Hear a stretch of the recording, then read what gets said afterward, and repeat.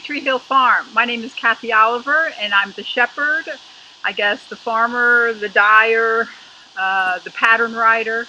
I thought I'd take you on a little tour of our farm and share a little bit about what we do. So we're starting here under a 100-year-old walnut tree overlooking our big giant pond.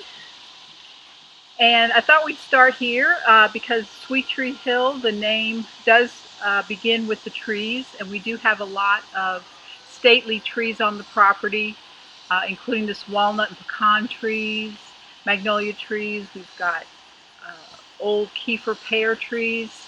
So it's a neat place to have a farm and to raise sheep.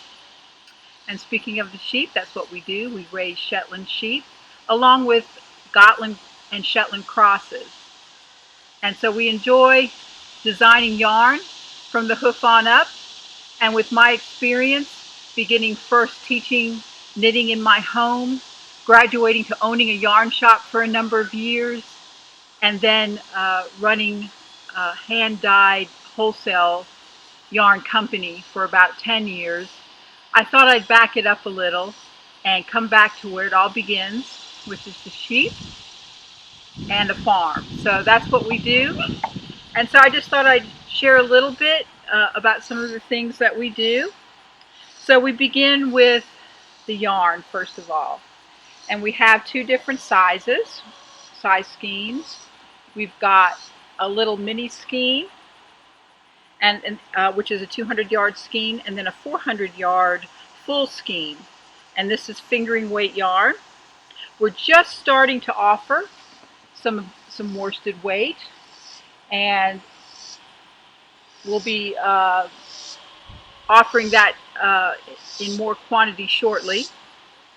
One of the things that's unique about the farm here is that we produce a product, a clothing product, on the farm where the wool is raised, and that is our socks. We have what we call our shepherd socks that we crank out on our 100-year-old sock machine. And by the way, the farm is also over 100 years old, so just to let you know. We haven't been here all that long, of course. We've been here about 12 years. So we do different varieties. We might have some socks with a little Fair Isle detail. We have some socks that have stripes. And then we do some fun things. We do a work sock that might have different colored toes and heels, and then for a little added extra, maybe a little something else at the heel. One of the things I do enjoy doing is designing patterns. I love the Fair Isle technique, and so I had a lot of fun designing this matching cowl and hat. And it's based off of a tree that we have here, which is a little cherry tree. And the flowers here represent the flowers when you see the cherry tree blooming. And they bloom in the spring, so we have spring colors. But of course, you can design your own colors. We do have a nice selection of hand-dyed as well as natural colored yarns.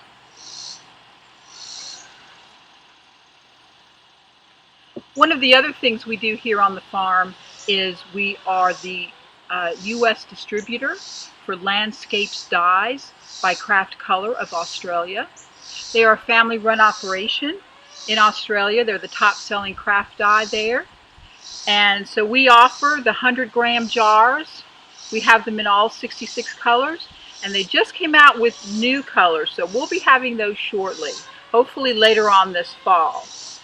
The 100 grams will dye 2 1/4 pounds of fiber, full strength, so there's a lot of fiber can get dyed for just a little jar.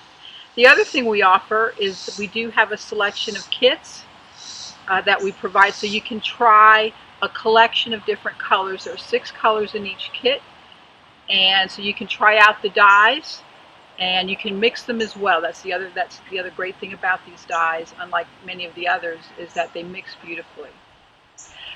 So I'm going to stop here for a moment and I'm going to show you a couple of other things we have here on display. So some of the other things that we do on the farm, we do raise a few Angora rabbits, and we sort of have fun playing with their fiber.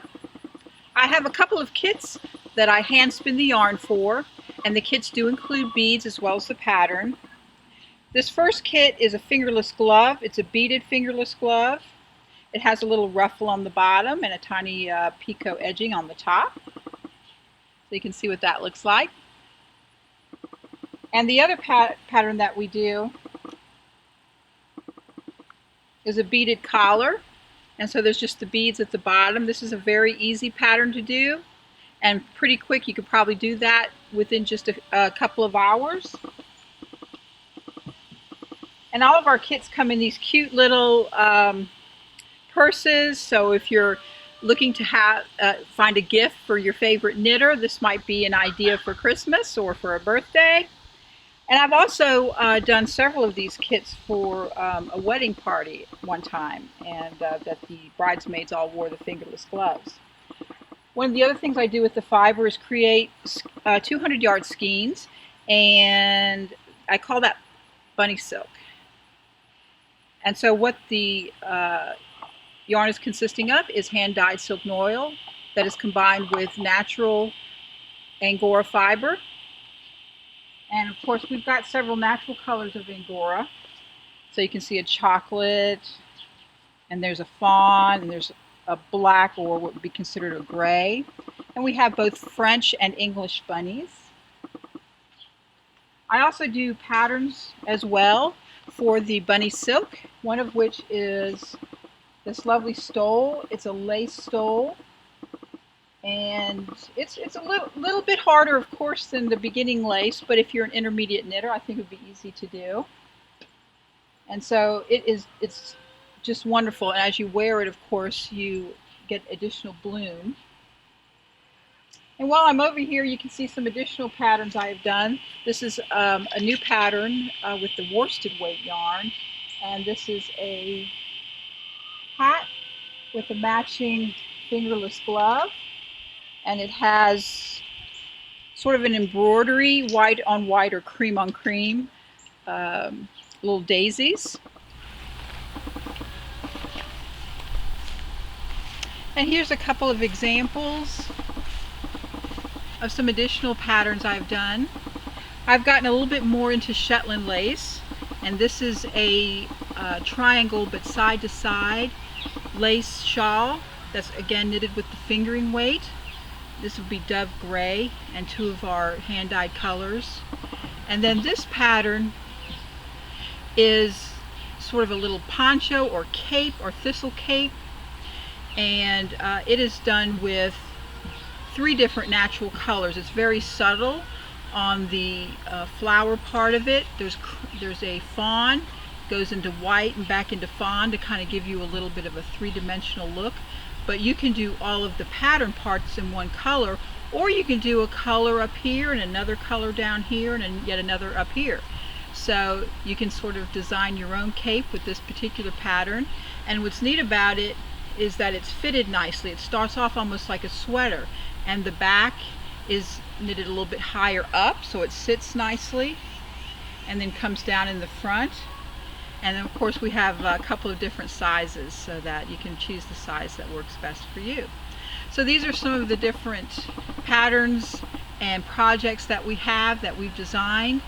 And so now I'm going to take you to meet the sheep. So these are some of my sheep. This is Miss Buttercup, and this is Mr. Silver right here. A couple of them like to be petted. They're good guys. Yes, you are. Okay. You can come up and get some.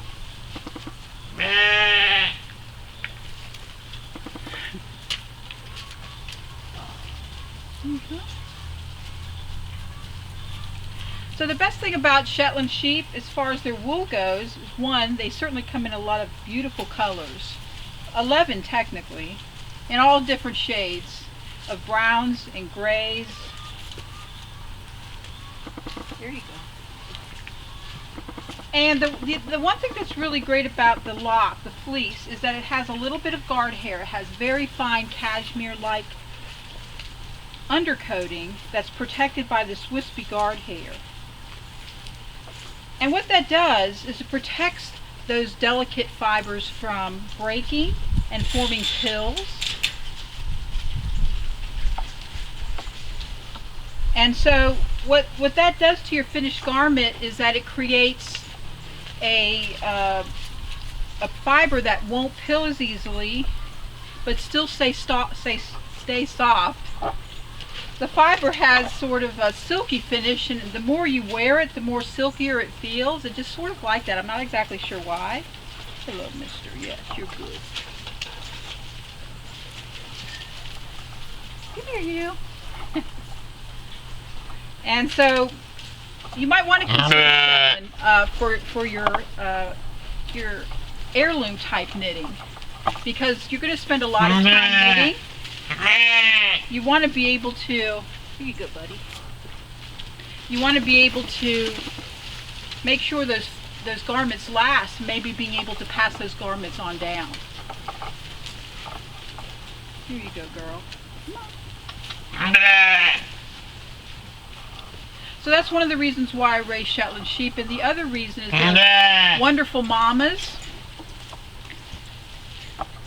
Because they've been developed through natural selection, also a lot of, they're not as disease prone. They don't seem to get a lot of hoof rot. But of course you always have to be careful. You always have to take care of them and work on their feet. We shear our sheep about once a year, and produces a decent staple length for our mill. But now we're starting to offer some beautiful fleeces for hand spinning. We haven't been able to do that before, but now that these sheep have been on these pastures now for like 10 years, they have really cleaned them up, so we don't have problems with burrs. I mean, you're going to get a little bit of, vegetable matter, but not much. A little bit of hay in there. But so we don't coat our sheep. We also feel that this helps prevent felting as well, because Shetland, of course, like any fleece, can felt. But it also preserves the lock structure. And that creates some beautiful fleeces for hand spinning. So we have several to offer, so definitely check out our shop for some wonderful hand spinning fleeces. And again, we have them in several colors, and we have not only 100%, oops, they're fiddling with my camera, 100% Shetland, but we also have Shetland and Gotland crosses as well. Gotland is also a northern short-tailed sheep, just like the Shetland, and they have, instead of crimp in their fleece structure, they have curls and they have shimmer. And we have a couple of them right here. Woo, there you go. Alright, so I hope you've enjoyed meeting our sheep right here. We're underneath another wonderful walnut tree overlooking our pond. It's a bit of a hot day, but it's certainly a beautiful day. And so I appreciate you visiting us on the farm.